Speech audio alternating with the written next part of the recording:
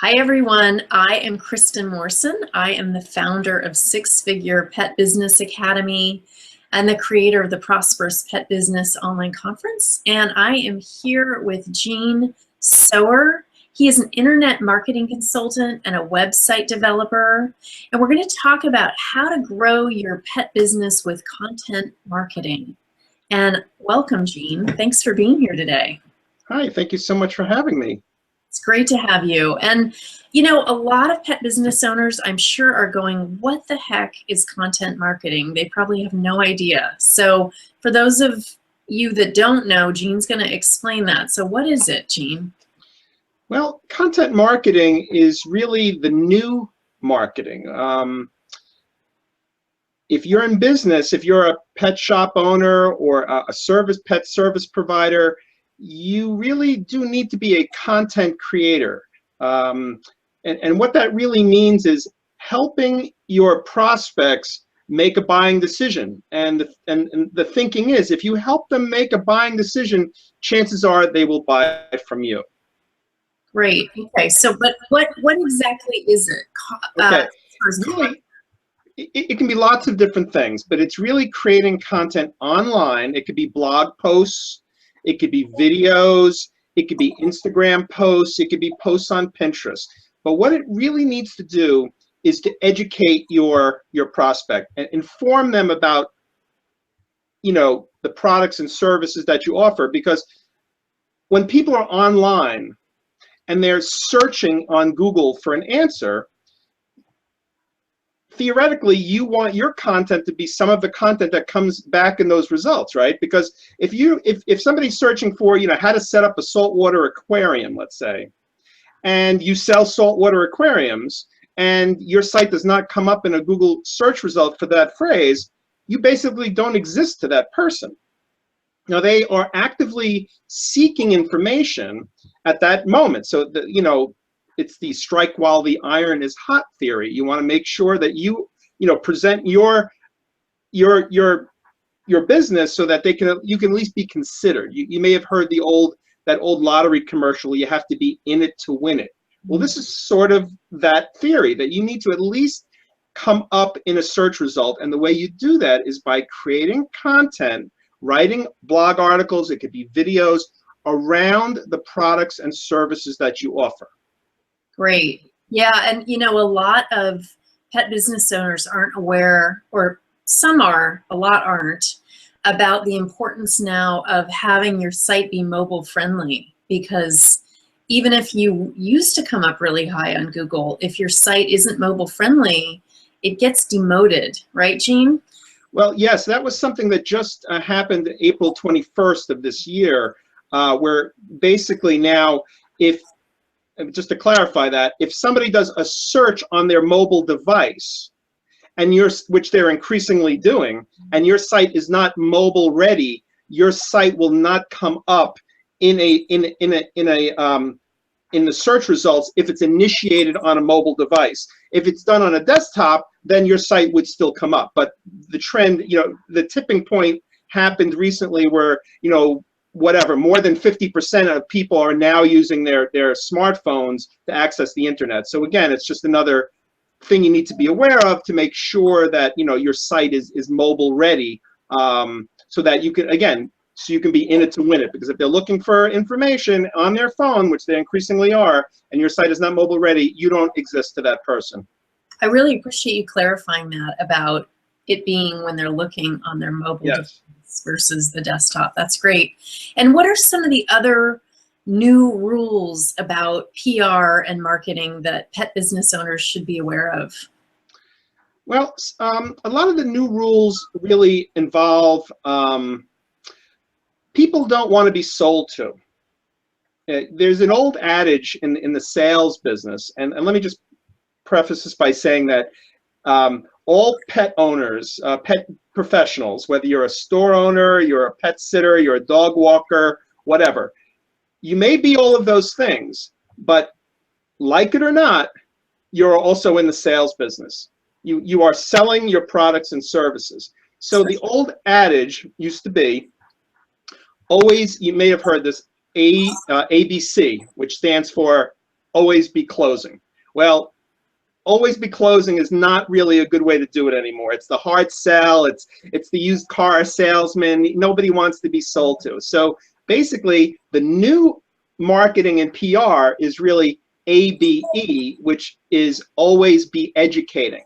And I think that pet professionals, now Samson Media, my company, we deal with content marketing and social media marketing for lots of different businesses, everything from law firms to accounting firms, but we also have some pet clients. I think pet professionals are uniquely positioned to take advantage of content marketing, because it's very visual.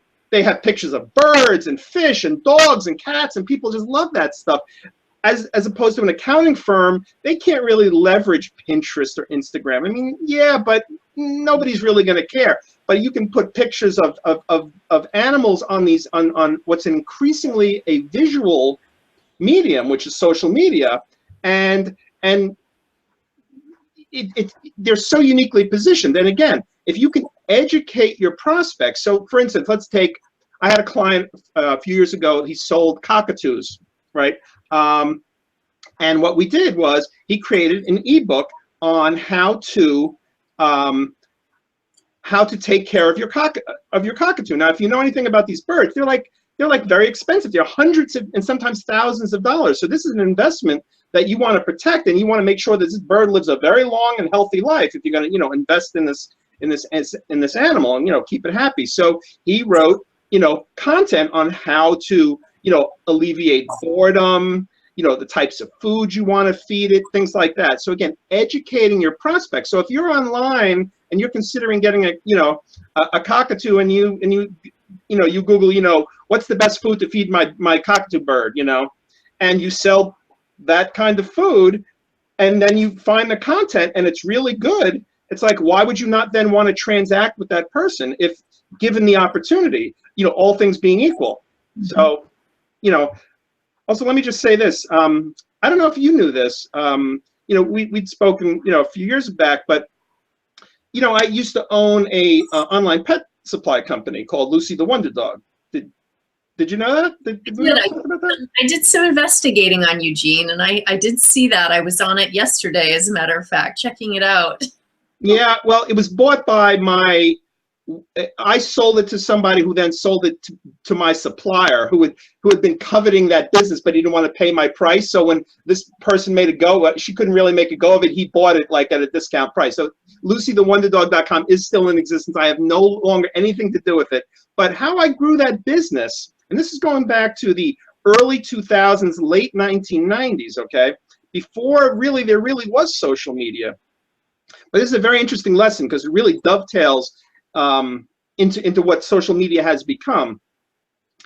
I really built that business on the strength of email marketing, and that was by giving away information on 7 ways to housebreak your dog. So we offered this free ebook, and it was based on accepted universal crate training practices, on how to housebreak your dog. I didn't invent that process, but I personalized it about my dog Lucy, and how we did this, and we gave it away. Now that was really a major adjustment in my strategy, because prior to that, my goal was to sell product. And then I realized, you know what? I had this email list, and it was very responsive. Whenever I would send out an email blast, I would make sales. So my holy grail was to get to 10,000 subscribers as quickly as I could. So I figured the best way to do that was to give out information. And in my case, we only sold really dog products. So what was the best way to do that but to sort of get in with the dog owner at the early stage when they were a puppy? And then once, if you can help them through that crate training phase, they're going to be a customer for life, because then we would educate them about types of treats, toys, we reviewed products, all of that kind of stuff. And that's really how I was able to kind of grow that business to a point where I was able to sell it. And an email list is actually a tangible asset to your business. And I only mention this because really email, I blog about this kind of stuff a lot. I often say that email marketing was the original social media. Yeah, it's true. So just a little analogy there, because I just thought it just reminded me of that 7 ways to housebreak your dog, because you could do that. I think sometimes I think back like, wow, if I'd had Lucy the Wonder Dog now, with everything that I know now about how to use, Facebook and Twitter and Google Plus and all, and Pinterest and all those kinds of, and Instagram, I could have really like gone wild with that whole concept. But again, I think, it just comes back to educate them, help your customer, help them make it. And if you can help them, chances are they're going to want to transact with you. It's true. And so what are the important elements for those pet business owners who want to begin to do content marketing? Well, I think the first thing you need to do, and this is, again, I'll use that ebook, the housebreaking ebook, as an example. And I did this very informally, but now at Samson Media, we do this in a much more formal way. The first thing you need to do is really identify your buyer persona. Who are your customers? And you may have several buyer personas. You may be a full service pet store, and you may have, the groomers. You may be selling, a tropical fish. You may just be selling small animals. Whatever it is. But so, is your buyer persona? Because chances are, like for guinea pigs and hamsters and mice and stuff like that, your buyer persona is probably a parent who's buying it for their kid.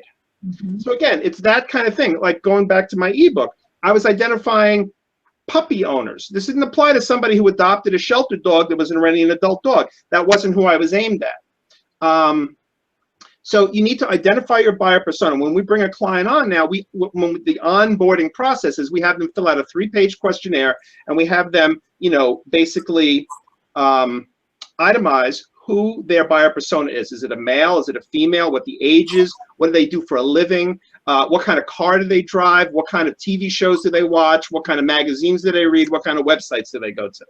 We have to make this up, because that creates a sort of a picture in your mind about who you're talking to, because in order to do content marketing effectively, you need to be speaking to the right audience. Otherwise, you're kind of wasting your time. It's true. It's true. And so why does, you've talked about, I've heard you talk before about content curation. What is that, and why does it matter? All right. That's really the other side of the same coin, okay? Because content creation is creating your own content, which, I'll be very honest with you. I find that people in the pet industry they're hard pressed to kind of do this kind of thing. They don't want, and let me just preface this by saying, content marketing, you either have to invest time, money, ideally both.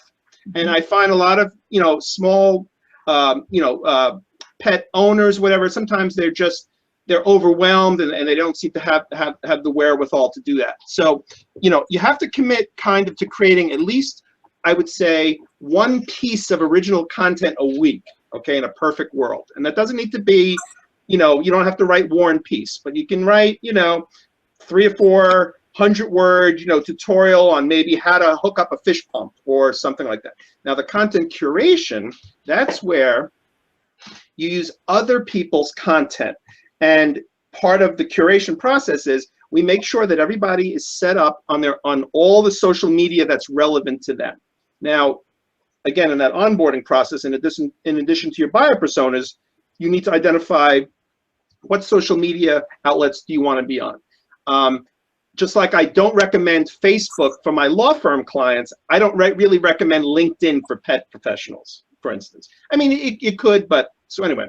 So you identify that you definitely want to have Facebook for pet people, Twitter, whether you like it or not, and you want to have Google Plus, okay? So you have these 3 things, and now you're pushing out your content, your original content, to all these social media outlets, right? And then in addition to that, you want to push other people's content out into your social media that relates to your topic. So if it's something from Pet Business Magazine or Pet Age or Dog Fancy, which I don't think exists anymore. I think Dog Fancy went out of business, but publications like that, if you see information that educates your buyer persona about the topics that you're interested in, it's okay to push out this content. As long as it's not a competitor, I think it's okay to push out this content, so it keeps your voice out there, and it appears as your business, and people see you're pushing out advice on bird care, aquarium setups, whatever it is that is your expertise. So we use a combination of original content creation and other people's content, which is curating from other sources. And that could, like I said, it could be from trade publications, it could be from USA Today, it could be from mainstream. Your local newspaper may have a story about rescue pets or something that you want to spotlight. That's a totally fine thing. Okay. Does that make sense? Yeah, well, two questions actually. You said you want to push it out. I'm unclear exactly how you push it out. I'm assuming you would post it somewhere. And the second question is, do you need permission to be using this content? Or are there certain places where you would need to get permission? Okay, so your first question is how to push it out? Yep. And the second question was permission. All right. Well, how we push it out, very interesting. Hootsuite, which is HOOTSUITE.com.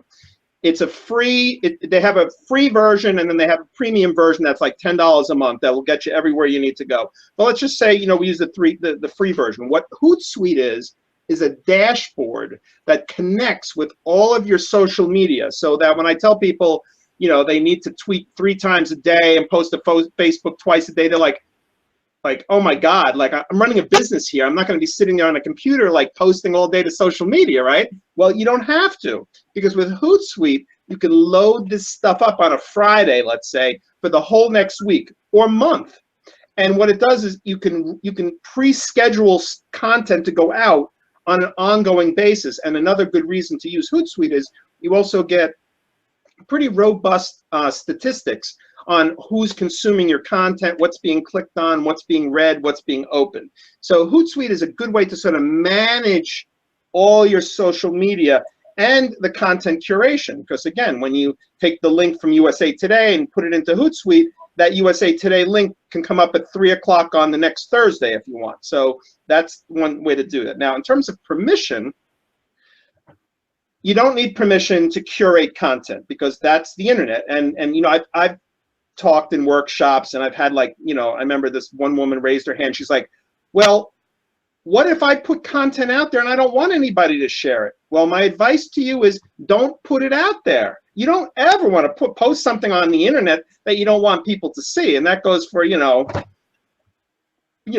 selfies of yourself or, whatever, all of that stuff. But you don't want to also be posting content, because what you're hoping, and again, you should be hoping as a business owner, is you want people to take your stuff and share it and spread it around as far and wide as they possibly can. That's another reason for content curation or content creation, I should say, because if you create a good tutorial on how to keep how to keep your marine tank healthy, and you do a tutorial on how to change the water and all that, and then you start getting links from other people linked to your site because you're an authority, that not only helps your search engine optimization, but it actually drives traffic to you and your business. So I don't think there's any sane marketer out there today or business owner that doesn't want their content shared. And no, there is no legal issue with that, unless,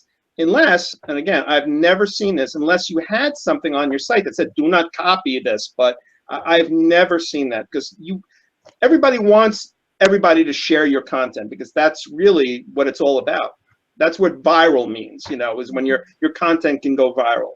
Mm-hmm. That's great. And I'm glad you brought up Hootsuite, because it's such a great way for pet business owners who are really busy to set aside. What I recommend with my coaching clients is set aside an hour once a week and begin to create those posts, and then have Hootsuite, send those posts out. When you're on vacation, it's a great way to Absolutely. And it doesn't preclude you from, like, if all of a sudden you get a bolt of inspiration or something new comes up, it doesn't preclude you from going on to Facebook and just posting something, or actually going on to Hootsuite and just posting it to post right now. So it just gives you a consistent baseline. You know what I mean? Like you said, you're on vacation, and you're still creating a presence for yourself. It's true. And a lot of pet business owners when I'm working with them around social media, they're like, oh, I don't want to do it. It's too much work. And, you know, I don't want to be on all the time. And I don't so, want to be marketing my business. I don't want to be growing my sales. Can you imagine that, right? no, but really it's about them feeling overwhelmed already. And so what I say to that is just set aside an hour once a week, get on Hootsuite. Like Jean said, it's free, you know, for the low First three for the first three. It's free for the first three social media properties. Like you could do Facebook, Twitter, and Google Plus free. If you add LinkedIn, then you go to $10 a month. So still really reasonable, and it saves yeah, time, energy. Really recommend that. Thanks for bringing that up. So sure. does content marketing impact SEO? And if so, how does it impact SEO? And SEO, for those who don't know, I'm sure most do, search engine optimization. Yes, content marketing really has come out of SEO, really. And the reason why it's become like the hot topic these days and is because Google, which is really the only search engine that matters, rewards sites that have new, fresh content on an ongoing basis. So just by the fact that you're posting stuff to your site on an ongoing basis, you're making Google happy. They will, all things being equal, one, you have two sites that are equal in every way, and one has new content, you know, being posted to it weekly, that will be returned in that search result, you know, more frequently and higher up on the page. So it's something called social media signals. Google also knows that there's social media activity pointing in and out of the site. So that's also another sort of brownie point on the Google checklist, because it's a ranking factor that if you have social media activity, and I also tell clients, you know, because we build websites, that even if you don't have a Twitter account, for instance, and people seem to really hate Twitter, you know, they either hate it, love it, or hate it, you still should have a Twitter sharing capability on your site so that even if you don't have a Twitter account, somebody can share your content on their Twitter account. And that does not require you to have a Twitter account or Facebook or any account. So when we build websites, we make sure that there are two types of social media, you know, buttons on the site. One is, you know, links to the client's social media properties, and also social media sharing buttons that allow the visitor to share your content with their followers. Okay.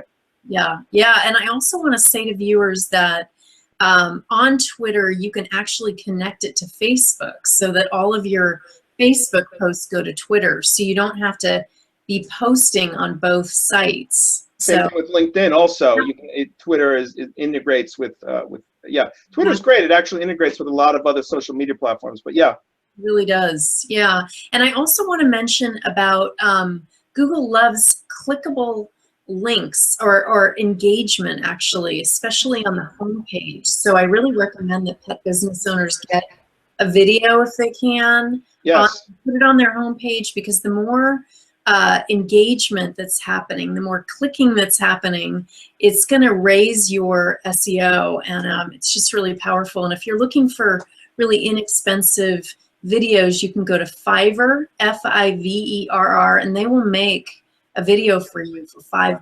It's not going to be a fancy one, but you know, it'll be something that'll allow for that viewer engagement to be happening and to help you get higher on the search engines. So that's great, Jean. Yeah, okay, so we're going to wrap up in just a minute, but any other tips that you have for those who are wanting to grow their business using content marketing? Well, it's funny that I'm going to give this as the last thing, but this maybe should have been the first thing. But I have to say that from a website perspective, and this is just a kind of a good overall tip for your website, that you need to have your website organized so that you have one page per product or service, so that when you're optimizing it, or you're blogging, or you're doing the content marketing, if you are, you know, a pet groomer and you do dog walking and pet grooming, let's say you do both of those, and house sitting. Those are three kind of different things. Those are three different types of buyer personas. Somebody's looking for pet sitting may not be looking for dog grooming. Okay, I'm a perfect example. We don't groom our dogs, they're short hair, or we use pet sitters, whatever. So you want to make sure that you have a page all about pet sitting, a page all about dog grooming. And then when you start blogging about these topics, you want to be able to link that blog post, the one about how to cut your dog's nails, to the grooming page, not to the dog walking page. And that also reinforces your SEO. So long story short, you want to make sure that your website is segmented, so you have one page per product or service. You don't want to have a services page and then you just list all the things that you do. It needs to be broken out separately. So that would be, you know, something I would almost as a prerequisite for really getting into content marketing. That's such a great point. I'm glad you brought that up. Yeah, a lot of pet business owners especially, they tend to just list their services. All business owners, yes. Yeah, and they don't realize how it can be actually detrimental to your SEO health, because you're going to get lower, you know, and you want to get higher. It's really important. You don't want clients to have to scroll down, you know, on Google to find you. You want to be able to get there. That speaks to usability and all those kinds of things. Absolutely. Thank you so much, Gene. And how can attendees find out more about you and your work? If you go to SamsonMedia.net/content marketing, and it's just a free download, and got a lot of really cool tools, things to create graphics. You know, it talks about Hootsuite, all that kind of stuff. So it's a great resource. Thank you so much, Gene. I appreciate your time today. No problem. Thank you. Okay, take care. Bye. Bye.